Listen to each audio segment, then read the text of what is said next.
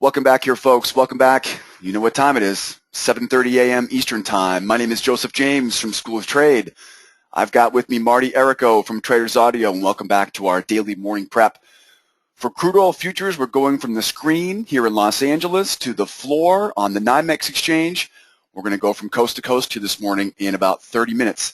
I'm going to start this morning with a technical approach to these markets, right? I'm looking at a top-down approach, meaning I'm going to start with a weekly chart this morning, all the way to a weekly chart. I'm going to drill it all the way down to a minute chart. That way we can see the big picture, but also plan and anticipate where we're going to be headed at the open. Now, I'm going to analyze the overnight and London trading sessions so I can look for high percentage trading opportunities starting at 8 a.m. We've actually already got a trading opportunity setting up right now, and we'll get to that in just a few moments. But our main focus here is to give you guys the tools and the resources you need to make an educated trading decision early in the trading session.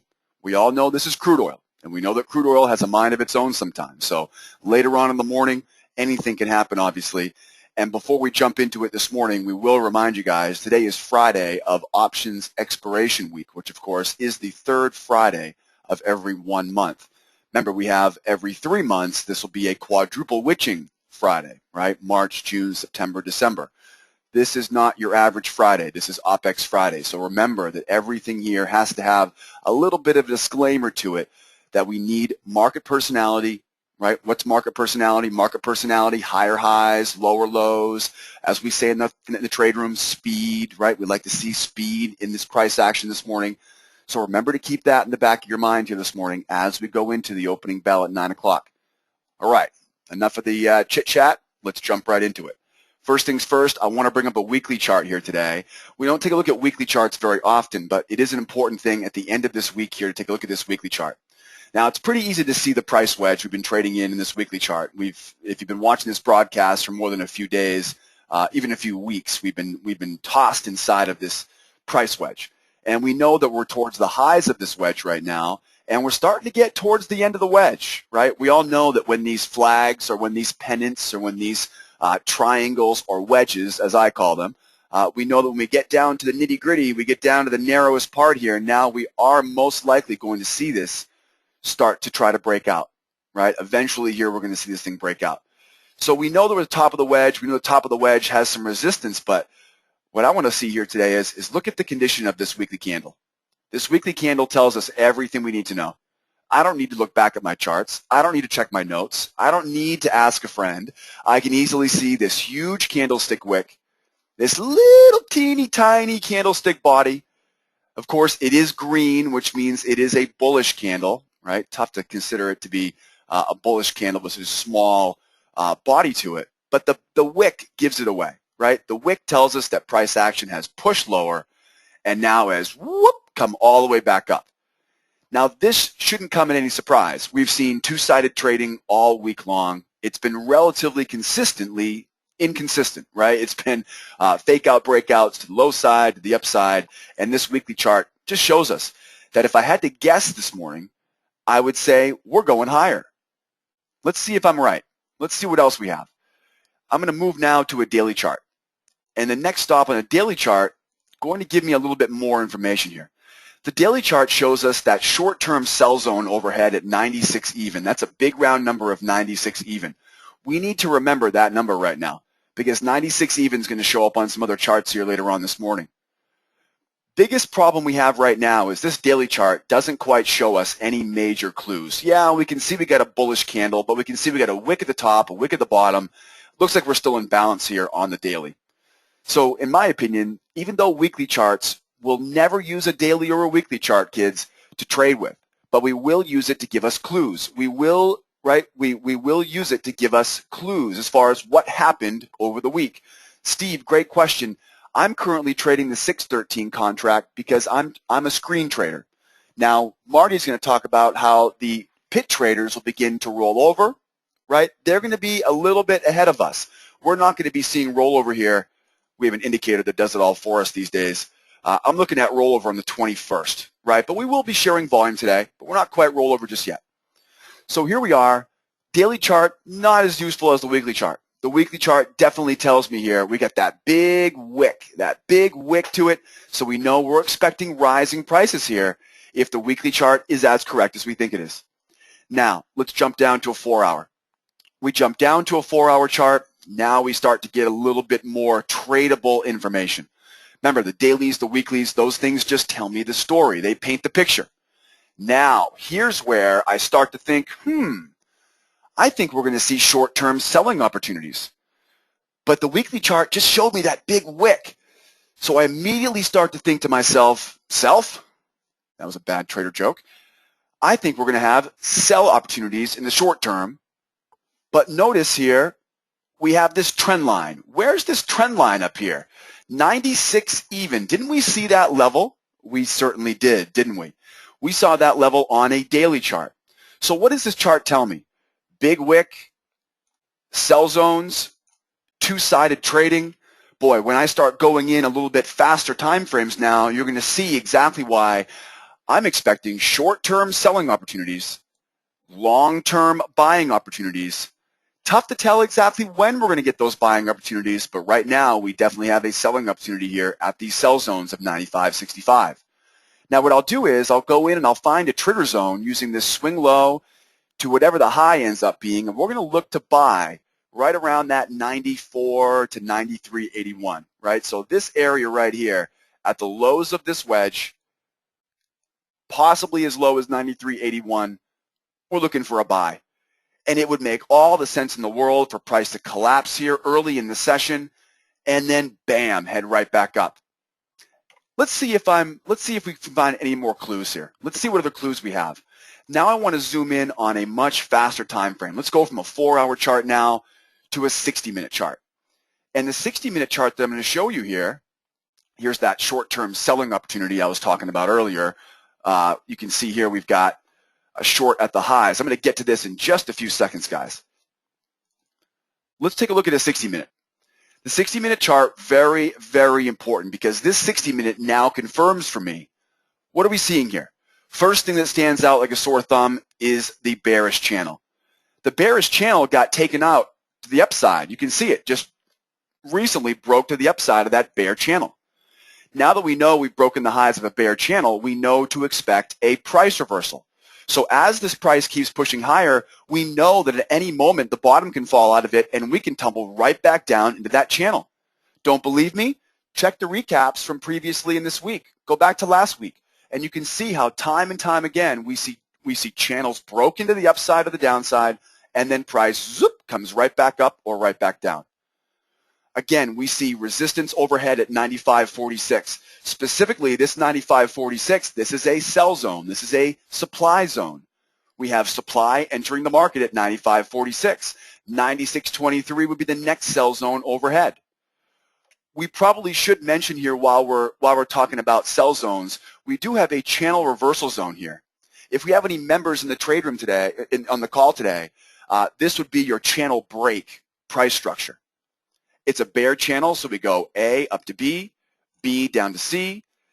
When I measure from B to C, it's going to project now that what we call the channel extension or the channel break price structure. We anticipate that when a channel is broken, there will be a certain level at which we will expect price to come tumbling right back down.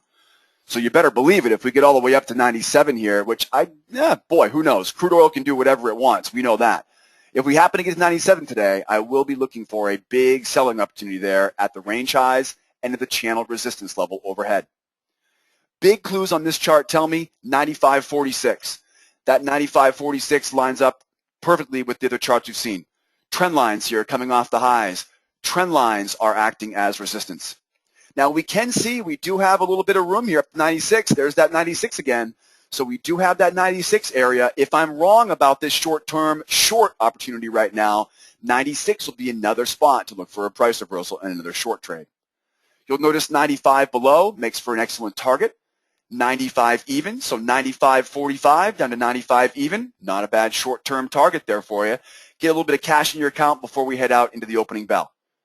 Now let's take a look at what we've really seen so far here, and this is where most of our bread and butter comes from for the short-term And of course, I marked up it on the chart this morning. I've also got this chart also posted for you guys right on the blog this morning as well. So if you head over to the blog right now, there's a link right on Sideways Markets. And you'll see I posted these charts for you here already. So you can bring it up here and you can see it on your own screen. Now, the way that we look at this is we're using a specific calculation to determine if the London trading session is wide enough or narrow enough to warrant a price reversal. We've been doing this for 12 years now. I've been watching the same chart, right, for almost half of my life. And so the reality is we know based on the London trading session, we know what to expect next. Now, real quick, I want to point out some levels here for you on this London session chart, or as I call it, the VIP chart. We call it the VIP, the very important price levels chart. So price action tests the highs. Right now we look to sell those highs, and I'm going to look to take a profit target here at the lows. Right, I'm going to take a profit target at the lows of a bullish channel. And of course, I'll also take a partial profit target just above this Fibonacci-based support level. Now, in a perfect world, guys, I'd be selling short from the highs and taking profit all the way at the lows.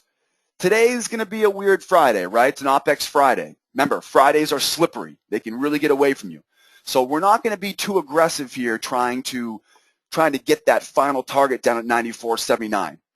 If you're an experienced trader this morning, one thing you may consider doing is to move your target down to the lows around 94.79 and then just be patient to watch and see what happens around this trend line support. When I zoom out on this chart, you're going to see this is a very dramatic trend line that has come up all the way from previous days' swing lows. So again, with the eyes on taking profit, being conservative this morning, protecting capital on a Friday, that's an OPEX Friday, I will recommend 95 even, 95.02, all depends on when we get down there, but I will expect a final target to be around that 95 area at the lows of that channel. And then keep in mind here, guys, you can wait and look to see what happens. If it bounces you out, just be aware you're going to be giving back a little bit of that profit. I would like to take the profit or wait and see what happens at the 94.80 area. Now, if I'm wrong on this, right? If I'm wrong on this, remember, losing money or taking losses is part of the business. So if I'm wrong on this, guys, if price does bounce me out of this, I will look in the reversal zone to get short one more time. If I feel this thing pushing higher, if we get a candle closing above that 96.06, wait a second, 96. We've heard that one before, haven't we? And this is why we take a top-down approach. You can see this top-down approach really coming into play now. The daily chart told us 96 even. The 4-hour chart told us 96 even. The hourly chart told us 96 even. Boy, that tells me now that I am definitely expecting a lot of resistance if it happens to bounce me out. What that also tells me, though, is if price pushes higher and we get that close above 96, we're definitely looking perfect here.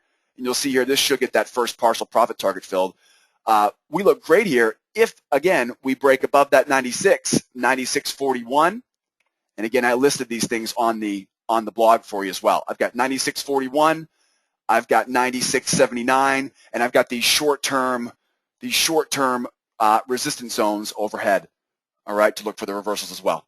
So we know that as price rises, if it goes above 96, we know we get a bunch of bulls in the market, and we will, of course, be bullish right along with them. But I am going to look, though, for that reversal here in the reversal zone to bring it right back down. Now, keep in mind, that's going to be the exact opposite to the downside. As we go lower this morning, again, I'll look for my partial profit target at the trigger zone. I'll take my full profit target at the lows of this channel. If we happen to get down to the reversal zone, I will be looking to buy it. If we happen to get below, in this case, 94.52, 94.52, wait a second. Wasn't that another level we talked about earlier too? 94.52, nope, that was 95. So where's 95 on this 5-minute? 95 is right there. So it looks like we have a perfect scenario here for a short-term target at 95.30, long-term target at 95 even, and then we're going to have to wait and see what this morning looks like after we open at 8 o'clock, at least for these screen traders. The pit will open up at 9 o'clock. So we get that buy zone at 95, we get the sell zone at 96. I would expect to see this price now trading inside of this range here going forward, right? That's what I would expect here. Unless something comes out, unless Marty's seeing something different, OPEX Friday, you know the smart money's sitting on their hands. You know most of the big money traders out there have already warmed up the barbecue, gassed up the boat, and ready for the weekend. So we know we can expect pretty much anything. Guys, that's what I see on my end. Hope you guys found value in that. Now, you don't need to keep listening to me all day. Let's take a listen to Marty and see what he's got going on today. Marty, what are you seeing out there on the floor of the NYMEX Exchange? We're going to go from Los Angeles all the way across the continent over to Marty Errico from Traders Audio. He's at the NYMEX Exchange, and he's going to give us a look from what's happening in the pit. All righty, good morning, JJ. Good morning, ladies and gentlemen, and everybody attending this morning. All right, so a couple things that I saw concerning just some geopolitical news. There was a pipeline halt over from Iraq to Turkey. They halted the pipeline, and there was some type of attack over Nigeria, which we're going to dig into, a little bit later on. I mean, it's just something to be concerned about. I don't know if it develops out into anything. That's what we try to look at these news events or any type of breaking news. We try to see if it's just noise or whether it's something that's actually, very important. So again, we're looking at that, and we're trying to find out exactly if that's going to be anything moving, market moving. So let's look at our supporting markets this morning. We'll start them off by taking a look and saying to ourselves, wow, on this OPEX Friday, we did have crude yesterday close and sell above 95 even. So crude did settle above 95 even, and that kind of is bullish here. I mean, it's an indication that we are starting to see some higher prices, but really what I need is an open, and I need an open above 95.5 for us to get really bullish and for us to really see some type of follow-through conviction associated with the trade up on high prints. So again, if we can open up above 95.50, get above yesterday's high, then we can see some nice conviction, and then we'll be able to be above yesterday's high. So that's the first thing that kind of comes to mind now. So let's look at RBOB. Let's look at heating oil. Looking at the products pretty much rolled over here into the we're going to be looking for products to roll over here into the July contract. Again, when I'm talking products, and we're talking about RBOB heating oil.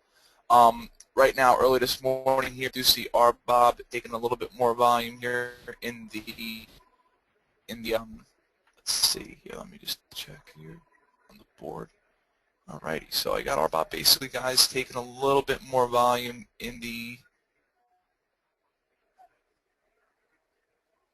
June contract. So we'll stick with them right now, guys. Again, rollover will probably be, rollover is going to be Monday. We'll be trading July, but the actual expiry is the 21st when they expire. So, Monday will probably be rolled over to July. So we're looking over at products right now. I got 290.35 trading on the RBOB here. We're about 2 pennies higher on the day. Just like crude here. Crude is about 20 points higher on the day. We're 95.32. We're taking a look over at heating oil as well. Heating oil is talking about just a little bit of bid side activity, up by about 2 1/4 penny today. We're about 293.03. 293.03. So we are seeing just a little bit of upside potential here to these 3 products that we like to watch in the morning. Again, we're looking at your RBOB right now. RBOB is trading higher. Heating oil is trading higher. And our Brent's trading higher. Brent trades 104.41. Once again, it's 104.41. And we're looking at the Brent. They roll early, so they're in July already. So Brent is going to be in July, so make sure you guys are aware of that. The Brent WTI spread, we're going to look at the June spread and the July spread. July trades 8.78 right now. That's bullish. We're tightening up this morning just a bit. And then we're also looking at the Brent WTI spread in the June to June contract as well, as we like to take a look at every morning. And I got that spread pretty tight as well. We're talking 8.64 now, 8.64. So overall, we're going to be paying attention to that July contract. I just wanted to yell out the other price. But July, 8.74 right now. Rather tight this morning here. Calendar spreads this morning are kind of tight as well. We're looking at June, July, 27 cents. June to August, 34 cents. And June to Sep is 14 cents. Now keep in mind, remember, they were all up at 30 bucks yesterday. And now they're all coming in, with the exception of the June, July, which is 37 cents. Continuing on, we're going to look at volatility. I would like to take a quick look at volatility here. Vol, guys, has been just kind of on a, it's been on a very big roller coaster the last couple of days. Again, we saw some low volatility, and we got some nice follow-through conviction to the upside yesterday. So right now here I'm looking at implied volatility around 24%. That's in the July contract. The June contracts all over the place. So if you're trying to look at implied volatility on the June contract, don't look at it. Look at it on the July contract and judge it by looking at the OVX as well. So 24% implied volatility. OVX closed and settled 24.39 yesterday. Once again, it's 24.39 on the OVX. It's a cash file that can be found pretty much anywhere. Implied is on the contract in the pit, so I don't know if you guys can find that. But so vol is looking rather firm at the moment. Again, it's holding steady. It hasn't fallen below 20 yet, so we're going to have to judge it like that. Again, usually we used to say, oh, well, it's not above $30. So, we used to judge 30 on the vol, but now it's 24. That's all right. Open interest 109,904, 109,904. But if you look at the open interest here in the July contract, 322,624. So that's higher than yesterday's by about 20,000 contracts. So more open interest, that is a bearish indication, even though we're looking at just a bit of a bid this morning in the markets. But again, that won't fool us if we end up getting a good lineup here in all our technicals and all our fundamentals. I mean, yes, we are looking bullish this morning, but you have to keep in mind all that overhead resistance. I mean, I have a list of overhead resistance above, and it's going to be tricky to see if we can try to break through that resistance and then get some type of follow-through here, especially with the dollar trading higher today, and especially the fact that it's an OPEX Friday, and it's a Friday in general coming into the summertime now, so we're going to start having that issue soon. All right. Let's talk now about your dollar index. We just talked about basically all of our main leaders and open interest. All right, so what I'm seeing, guys, is right now here your dollar index trading 84.08 even. We're up about 80 points on the day in the dollar index. Or no, 70 points on the day in the dollar index. So we're seeing dollar higher today, which gives us kind of a risk-off sentiment. We're still going to call it risk-on because it's early in the morning. The euro is falling. That's what's really making this dollar go higher. So again, the currency differential has been a big, a really, really big factor here in prices lately. As we've been looking at our moves every day, we've been seeing the dollar has influenced probably the range by 70%, and then the other 30% would be supply and demand. So, I mean, the dollar is having a big impact on crude, so we're going to be continuing to see this dollar probably fade out if we're looking for bullish-like sentiment. So, right now here your dollar trades about 70 points higher here. Your euro down about 40 points here. Euro trades 128.70. Your dollar trades 84.05 half. And then we're looking at your British. Your British is actually lower today, not higher. I put higher on there. 152.36 down by 70 points here. And then we also have your Canadian and your British here. Your British is basically just virtually here unchanged, just down very slightly here, 97.30. Alrighty, so as we continue on here now, we are looking at our spreads, and we already have looked at a majority of our spreads. I just want to look at the crack values real quickly. And as we look at the crack values, I'm looking at here just the June contract on RBOT crude and heating oil. We're not going to go to July yet. So all the Junes are telling me here I have the crack values just a bit here higher than where they were yesterday, 89, 70, 61. That brings us probably into the middle of the 95, and yes, we are in the middle of 95. Look at that, 95 half. So, damn, I'm good. So we're looking at that crack value, 89, 66, 61, which is bringing us up to 91 half, so a 95 half. So you can see here that 89 handle equates crude to trade into the 95 handle, and when we pop up to 90, we'll be trading in the 96 handle. So overall, as we look at all our indications here, tight spreads, rising dollar. That's not so much of a bullish indication, but tight spreads. We're looking at multiple market divergence all pointing higher.